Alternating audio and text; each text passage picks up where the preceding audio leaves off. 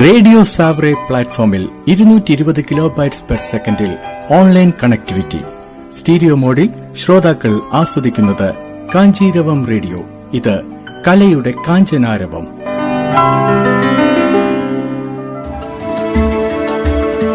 Today special.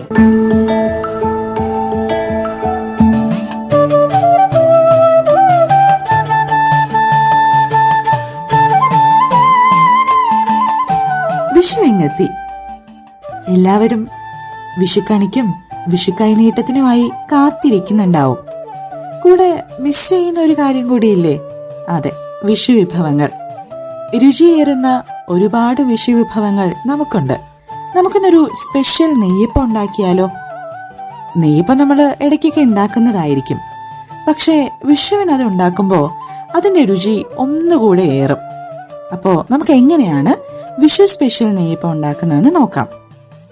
അതിനാവശ്യമായ ചേരുവകൾ: പച്ചരി 2 കപ്പ്, ശർക്കര 400 ഗ്രാം, നെയ്യ് 1 ടേബിൾ സ്പൂൺ, കറുത്ത എള്ള് 1-2 ടീസ്പൂൺ, അത് നമ്മുടെ ആവശ്യപ്രകാരം നമുക്ക് ഇടാവുന്നതാണ്, ഉപ്പ് 2 നുള്ള്, പാളയം കോടൻ പഴം 1 ഇനി നമ്മുടെ നെയ്യപ്പത്തിന് രുചി കൂട്ടുന്ന ഒരു പൊടിക്കൂട്ടുണ്ട്.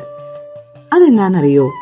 ചുക്കുപൊടി 1/4 ടീസ്പൂൺ, ഏലക്ക 3-4 ചെറുജീരകം പൊടിച്ചത് 1/4 ടീസ്പൂൺ, കശുവണ്ടി 10 ഇവയെല്ലാം കൂടി ഒന്നുകൂടി പൊടിച്ചു വെക്കുക. ഇനി നമുക്ക് നെയ്യപ്പം ഉണ്ടാക്കാം. ആദ്യം തന്നെ 2 കപ്പ് പച്ചരി അല്ലെങ്കിൽ ഉണക്കലരി നന്നായി കഴുകി വാരി ഒരു 6 മണിക്കൂറെങ്കിലും വെള്ളത്തിൽ കുതിർത്ത് വെക്കുക. അത് വെള്ളം വാർത്ത് പുട്ടിന് പാകത്തിന് പൊടിക്കുന്നത് പോലെ പൊടിച്ച് ആ തരിയോടുകൂടി പൊടിച്ചു വെക്കുക. അതിലേക്ക് നമ്മൾ നേരത്തെ പറഞ്ഞ ആ രുചിക്കൂട്ടിന്റെ ആ പൊടിക്കൂട്ട്, ചുക്ക് കശുവണ്ടിയൊക്കെ ചേർന്ന ആ പൊടിക്കൂട്ടും പഴമരച്ചതും എള്ളും നെയ്യും കൂടി ചേർത്ത് നന്നായി യോജിപ്പിക്കുക. അതിലേക്ക് ശർക്കര പാനി ചേർത്ത് നന്നായി കുഴയ്ക്കുക. ഇഡ്ഡലി മാവിന്റെ അയവിൽ വേണം നമ്മൾ അത് കലക്കിയെടുക്കാൻ. ഈ മാവ് ഒരു 8 മണിക്കൂറെങ്കിലും വെക്കണം. അതിനുശേഷം നമ്മൾ എപ്പോഴാണോ നെയ്യപ്പം ചൂടാനായി എടുക്കുന്നത് അപ്പോഴാണ് നമുക്ക് ഏറെ ഇഷ്ടമുള്ള ഒരു ഐറ്റം കൂടി അതിൽ ചേർക്കേണ്ടത്: നെയ്യിൽ വറുത്ത തേങ്ങാക്കൊത്ത്. വെളിച്ചെണ്ണയിലോ നെയ്യിലോ നെയ്യപ്പം ചുട്ടെടുക്കാം. അങ്ങനെ ചൂടുള്ള നെയ്യപ്പം റെഡി. എന്താ, പരീക്ഷിച്ചു നോക്കുമല്ലേ?